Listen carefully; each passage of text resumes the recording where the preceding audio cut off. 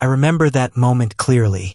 Not when I woke up, but the moment my heart skipped a beat in front of a complete stranger. The emergency room lights were so bright they made my eyes ache. The machines beeped steadily, cold like the heartbeat of someone who no longer felt anything. I opened my eyes. Everything blurred, then sharpened again. White ceiling, the smell of disinfectant, a terrifying emptiness. Caspian, that voice, low, hoarse, trembling slightly, as if the person speaking had been holding it in for too long. I turned my head. A boy stood beside the hospital bed. His shirt was wrinkled, sleeves hastily rolled up. His eyes were red, not from crying, but from staying awake too long. His hair was messy, slightly damp as if he had just run through the rain.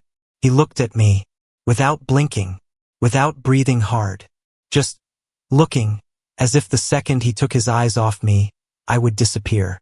My heart faltered for a beat. "Who are you?" I asked. That question was like an invisible blade. I saw it clearly, very clearly. His body stiffened. His gaze dropped for a split second, very fast, then returned to calm. Too calm. "Evander," he said. A pause. "Your best friend. Best friend." I repeated it in my head, but the feeling in my chest, it didn't feel like looking at a friend. I lost a year of memories. 1 year. 365 days vanished as if they had never existed. The doctor said it was a normal reaction after trauma. My family tried to fill that gap with stories. Friends sent messages asking how I was. Everything slowly returned to its place. Except for one person, Evander. He didn't talk much. He never asked if I remembered him. He never tried to recount the past. He just stayed there, silently, patient to the point it was terrifying. The day I was discharged, he was already waiting. Not outside the door, but in the hallway, right when I stepped out of the room. As if he had been standing there for a very long time. "Let's go," he said. No question. No hesitation. I followed him. I didn't know why. I just followed. University life resumed. The huge lecture halls. Faces that felt both strange and familiar. Laughter, lectures, hurried footsteps. I tried to fit in, tried to act normal. But there was one thing I couldn't ignore. Evander was always nearby. Not too close, but never far either. In class, he sat 1 row away. In the library, he chose the table across from me. In the cafeteria, he arrived after me, but always sat beside me, like a fixed orbit revolving around me. "You should eat this." One afternoon, he placed a food tray in front of me, without asking, without checking the menu. I looked down. Grilled chicken sandwich. No onions. Extra cheese. "You know I like this?" I asked. Evander froze, just for a second. Then he sat down. "Yeah." That was all. No explanation. But I saw it clearly. His fingers tightened on the edge of the table. The small things started to pile up. He knew I hated the cold, so he always brought an extra jacket. He knew I got headaches easily, so he always kept medicine in his bag. He knew I often forgot my keys, so every time I stood in front of the dorm door, he was already there, keys in hand. "Are you stalking me?" I asked, half joking, half serious. Evander didn't smile. "No." He looked at me, this time longer than usual. "I just remember." Again that sentence. But this time, I started to feel scared. One night, we studied in the library until late. The silence was so complete we could hear every page turn. I rested my chin on my hand, watching him. Evander was focused. The yellow light fell on him, softening the usually cold lines of his face. He was beautiful, in a quiet way, without trying, yet impossible to look away from. "Evander." "Yeah." He still didn't look up. "How close were we?" "Exactly." The page stopped turning. The air froze. He slowly raised his head. His eyes met mine. And this time, I saw it clearly. Not sadness, not pain, but restraint. Like a huge wave being held back behind a thin dam. "Very close," he said. "How close?" I didn't know why I kept asking. I just needed a clear answer. Evander looked at me for a long time. Then he turned away. Close enough for me to still be here. That answer explained nothing. That night it rained. The first rain of the season came suddenly, so heavy the entire campus blurred in white sheets of water. I stood under the shelter, waiting for it to stop. Caspian. I turned around. Evander was there, holding an umbrella. Not a small foldable one. A big black one, big enough for two. He stepped closer. Without asking, without hesitation, he just opened the umbrella and stood beside me. We walked out together. The distance between us, too close, shoulder brushing shoulder. His breath right beside me. I could hear it, very clearly. The wind blew hard. Rain lashed sideways. Evander tilted the umbrella toward me. His shoulder slowly got wet. "You'll get soaked," I said. "It's fine." His voice was low, steady, but the hand holding the umbrella tightened slightly. And then, a sudden image tore through my mind. Then, the same umbrella.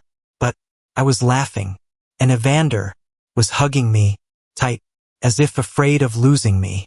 My heart pounded. I stopped in the middle of the rain.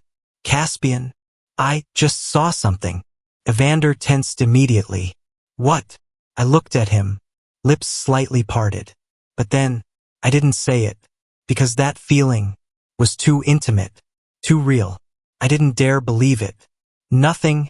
I shook my head. But from that moment, I knew there was something between us that wasn't friendship. That night I texted him. "Evander." He replied instantly. "Yeah." I'm asking seriously. A pause. Then, "Yeah." I stared at the screen. My heart beat faster. Before I lost my memory, my fingers trembled slightly. Were we really just friends?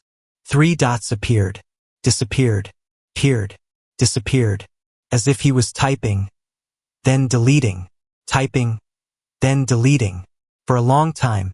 Then finally, the message came. "Yeah." 1 word. Short, clean, decisive. But this time, I didn't believe it, because my heart was remembering something my mind had forgotten. After that night, I started paying more attention to Evander. Not unconsciously anymore, but deliberately, as if I was trying to solve a puzzle whose answer was right in front of me, hidden only by a thin layer of mist. The next morning, I arrived at class earlier than usual. On purpose. I wanted to see what Evander would do when I wasn't there first. But when I walked into the lecture hall, he was already sitting there, in his usual spot, a cup of coffee beside him. Latte, no sugar. I froze at the door. Evander looked up. His eyes met mine, then immediately looked away. "You're early," he said, voice normal, like always, but I saw it clearly. His fingers were tapping lightly on the paper cup. A small habit. Tension. "You too," I replied. I walked down and sat right next to him. No more words. Just sitting. In silence. Same space. Same breathing. The strange thing was, I didn't feel uncomfortable. On the contrary, felt familiar. Familiar to the point it was terrifying. In the middle of class, I unconsciously turned to look at him. Evander was taking notes. His handwriting neat, decisive. Not a single extra stroke. I suddenly asked, "Evander." "Yeah. If one day I remember everything." I stopped. I didn't know why I said it. "Would you want that?" His pen stopped. The air around us seemed to slow down. He didn't answer right away. I waited. 1 second. 2 seconds. Then he said, No. I was stunned. "Why?" This time he didn't look at me, just stared straight at the board. "Not necessary. Not necessary." Those 3 words fell like cold stones. But strangely, they didn't make me sad. They made me hurt, a kind of pain with no clear reason. After class, we walked together to the parking lot. The evening breeze blew gently. Everything felt normal. But in my head, his answer kept repeating. "Not necessary." I stopped walking. Evander took a few more steps before noticing. He turned back. "What's wrong?" I looked at him. No avoidance. If I remember, is there something really bad? That question finally touched something. I saw it clearly. His eyes changed. No longer calm. No longer in control. In just one moment, all emotions shattered. Pain, fear, and regret. No, he said. But this time, I knew he was lying. In the days that followed, I started testing. Not with others, but with Evander himself. I wanted to see where his limit was. One afternoon, I deliberately called his name in the middle of a crowd. Evander! He turned around instantly. No need to search. No need to look around. Just one call, and he already knew where I was. My heart tightened. Another time, I pretended to have a headache. I just said softly, "I feel a bit dizzy." Before I could finish, Evander was already standing. His hand touched my forehead. Fast. Accurate. Natural, as if he had done it hundreds of times. "You have a fever," he said. Voice low. Close. Very close. The distance between us. Close enough to feel his breath. My heart pounded. Once again, that feeling returned. Not a memory, but a habit of the heart. "Evander," I called softly. "Yeah. Have you done this to me many times before?" His hand froze, right on my forehead. 1 second, 2 seconds. Then he pulled it back. "I don't remember. Don't remember. Not no. But I don't remember." I looked at him. For the first time, I was certain he was hiding something. That night I couldn't sleep. Not because of insomnia, but because I didn't want to sleep. I sat on the bed, opened my phone, scrolled through contacts, stopped at his name. Evander. No nickname. No emoji. Just a name. Too distant, compared to the feeling in my heart. I tapped it. The messages appeared. Not many. Only short conversations after I woke up. "Have you eaten? Take your medicine. Go to sleep." All of them, simple, restrained, as if he was trying to keep an invisible distance. I scrolled up, further, further, until the words appeared. "No messages before this date." I froze. Nothing. A whole year of memories. Left no trace in my phone. No photos. No messages. No call history. Nothing. As if I had deleted everything myself. My heart pounded. A cold feeling ran down my spine. I didn't remember, but clearly, I had tried to forget. The next day, I met Evander in the library. Like always, but this time, I didn't sit across from him. I pulled the chair and sat right beside him. Very close. Evander froze. I saw it clearly. His shoulders stiffened for a second. "Caspian? Yeah. You're sitting too close." I tilted my head. "Is that not allowed?" He didn't answer, just stayed silent. I smiled faintly. Then, I reached up, touched his hair. A strand had fallen onto his forehead. I brushed it aside. Slowly, deliberately, without rush, without hiding. Evander went completely still. Completely. He didn't dodge, didn't react, just stayed there, as if any movement would make everything break. "You!" His voice turned hoarse. "What are you doing?" I pulled my hand back, looked straight into his eyes. "I don't know," I said honestly, "but this feeling is so familiar." A long silence. Very long. Evander looked at me. This time, no more avoidance. No more complete hiding. Only one emotion left. Longing. So deep it took my breath away. But then, he turned away. Quickly. As if afraid he would do something he couldn't take back. "Don't do that again," he said. Voice low. "Why?" I asked. Not backing down. Not avoiding.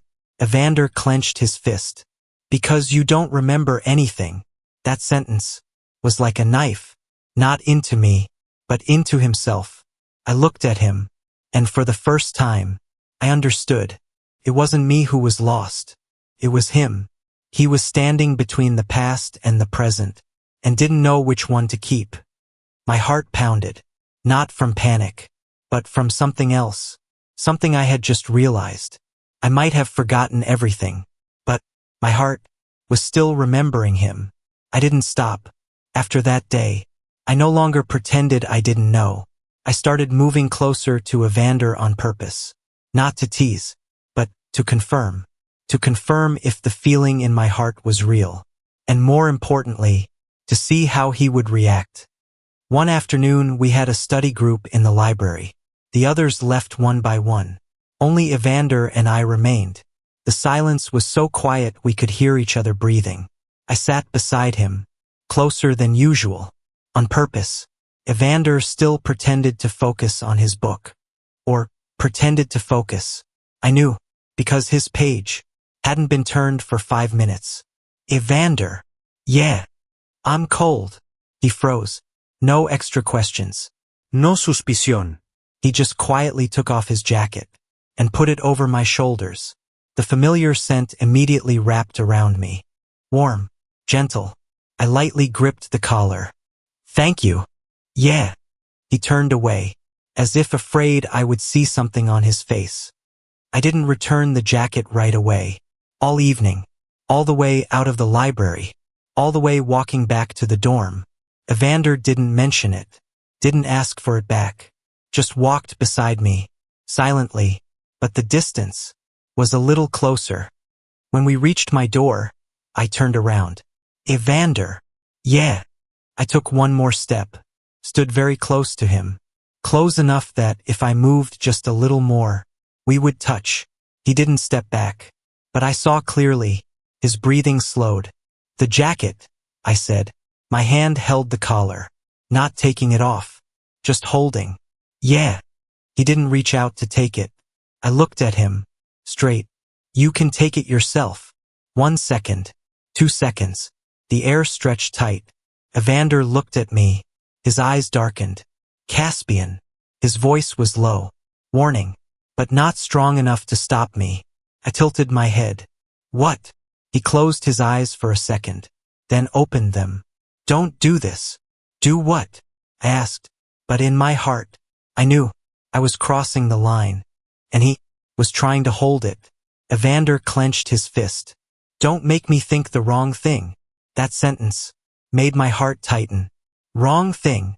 I asked softly. He didn't answer, just quietly reached up, touched the collar of the jacket.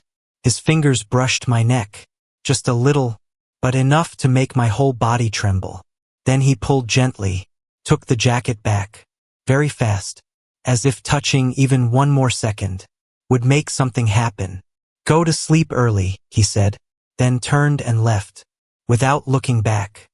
I stood there, alone, but the feeling on my skin still lingered, clearly, like a memory that had never disappeared. That night I dreamed, for the first time since I woke up, a dream that wasn't complete, but enough to make me unable to breathe. Then, heavy rain pouring down. I stood under a shelter, and Evander stood in front of me, close, very close. We were arguing. I couldn't hear the words clearly. I only saw his face, in pain, to the point of breaking. Why don't you understand? My voice rang out, unfamiliar, but also very familiar. Evander said nothing, just looked at me, as if waiting for me to change my mind. But I didn't. I don't want to live like this anymore. That sentence fell heavy, decisive, and then I turned and left, leaving him in the rain, alone. I jolted awake, sweat soaked through, heart pounding wildly. That sentence still echoed in my head. I don't want to live like this anymore. I clutched my head, breathing hard. No. Couldn't be me. The next morning I went looking for Evander, not waiting for him to come, not pretending it was a coincidence. I took the initiative. He was on the soccer field, alone. I walked over. Evander. He turned around, surprised. It was rare for me to find him first. What's wrong? I stood in front of him. No beating around the bush. I dreamed about you. His body stiffened. What? We were arguing. I looked straight into his eyes, not missing any reaction. And I stopped, my throat dry. I said I didn't want to live like this anymore. A long silence. Very long. The wind blew past, but neither of us moved. Evander looked at me, without blinking, without breathing hard, just looking, as if the whole world had stopped. It was just a dream, he said, soft, slow, perfectly controlled. But I saw it clearly. His hand was shaking. We fought like that before, didn't we? I asked, not backing down, not avoiding. Evander turned away. Everyone fights. No. I shook my head. Not like that. I stepped closer, forcing him to face me. The way you looked at me, I lowered my voice, wasn't like a friend. This time, he couldn't avoid it anymore. His eyes met mine, and I saw everything, the pain, the longing, and something deeper, love, clear, undeniable. My heart tightened. Evander, I called softly. What are you hiding from me? He didn't answer, just stood there, silent. But that silence was already the answer. I clenched my fists, took a deep breath, then said, we were in love before, weren't we? The space around us shattered. Evander froze, truly, not restrained, not hidden, but completely stunned, as if he never expected I would say it. Who told you? He asked, voice hoarse. I shook my head. No one. I placed my hand on my chest. I just felt it.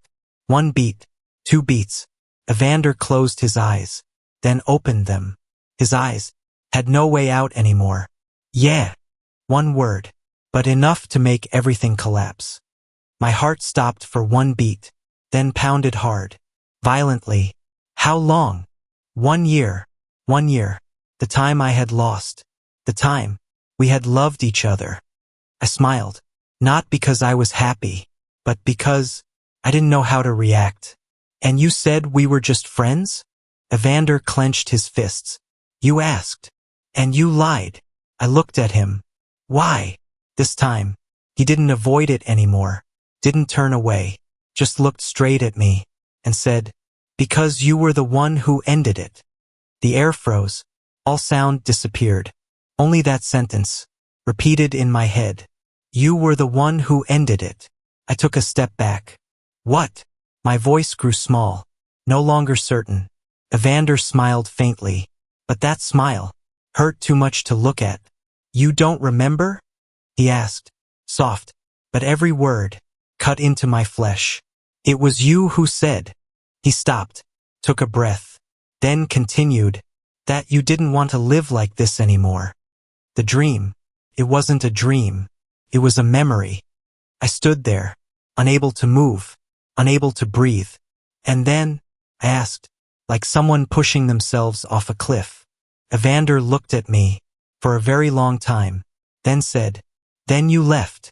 1 beat, and the accident happened. Everything shattered, completely. I don't remember how I left the soccer field. I only realized when I was standing in front of the dorm door, hands shaking so badly I couldn't insert the key. Evander's words kept repeating in my head. You were the one who ended it. Not an accusation. No anger. Just the truth. And that was what made it hurt beyond endurance. I entered the room, closed the door, leaned my back against the wall, slowly slid down to the floor. It can't be. I shook my head, as if denying it long enough would make it disappear, but it didn't. Pieces of memory started appearing.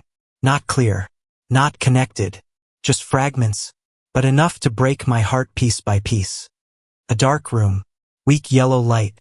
Evander stood in front of me, his eyes red. Caspian, don't do this. His voice, I remembered, very clearly, and I turned away, not looking at him. Let's stop. My voice was cold, so cold that even I now didn't recognize it. I don't want to live like this anymore. I clutched my head, breathing hard. Stop. But the memories didn't stop. The door slammed shut. Hurried footsteps. Then, heavy rain. I ran, without turning back, without stopping, without hearing. Evander calling behind me. Then, Headlights, screeching brakes, a crash, and darkness. I sat up abruptly, gasping. Cold sweat ran down my spine. No. I gripped my hair tightly. It can't be. But deep in my heart, I knew it was the truth. I had abandoned him, in the rain, after saying the cruelest words. And then, I lost my memory, like running away. My phone vibrated. I startled. The screen lit up. His name appeared. Evander. I stared at it. Didn't answer. Didn't decline. Just stared. The ringing stopped. A message came. Are you okay? 2 minutes later. Another message. Caspian, answer me. I gripped the phone tightly, fingers trembling. I wanted to reply, wanted to say something, but I didn't know what to say. Sorry? Not enough. Explain? There was nothing. Silence? Cruel. In the end, I put the phone down. No reply.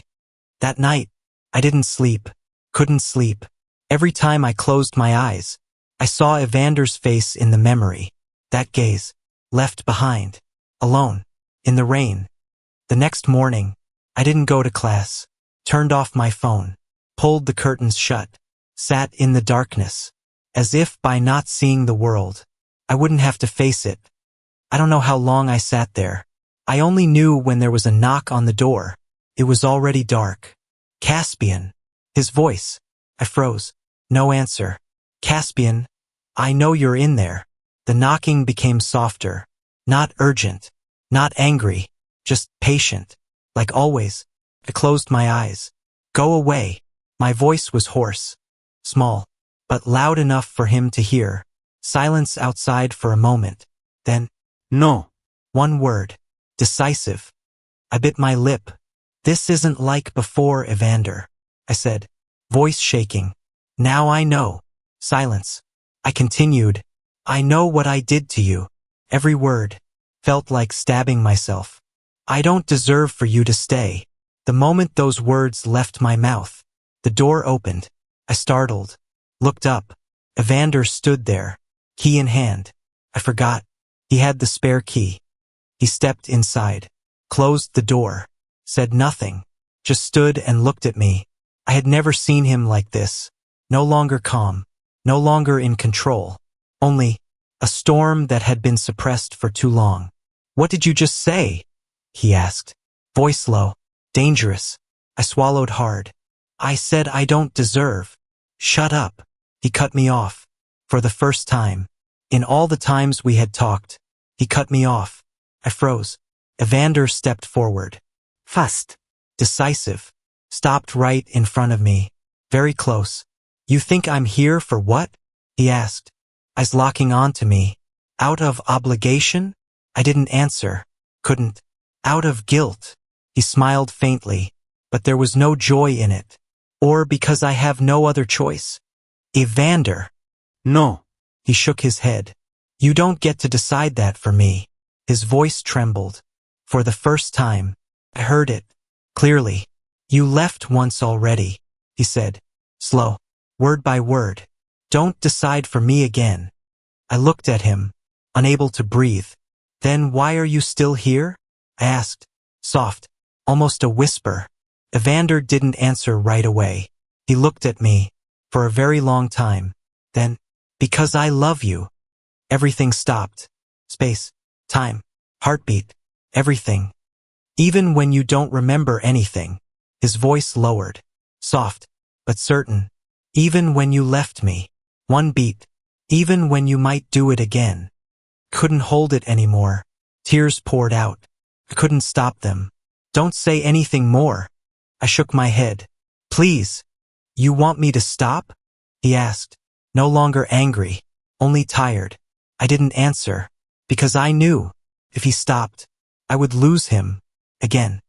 I gripped his shirt tightly. Like a reflex. No thinking. No control. Just not wanting him to leave. Evander froze. His gaze dropped. Looked at my hand. Then looked at me. Caspian. His voice softened. What are you doing? I shook my head. Tears still falling. I don't know. I said honestly. But I don't want you to go. A long silence. Very long. Evander closed his eyes, as if fighting with himself. Then, he reached up, hesitated for a second, then placed his hand on my head, stroked gently, slow, careful, as if afraid I would disappear. Just that one touch, everything inside me shattered. Completely. I hugged him. Tight. So tight. Like in the memory. Only this time, I didn't let go. Evander stiffened. For 1 second. 2 seconds. Then, he hugged me back. Tighter. Closer.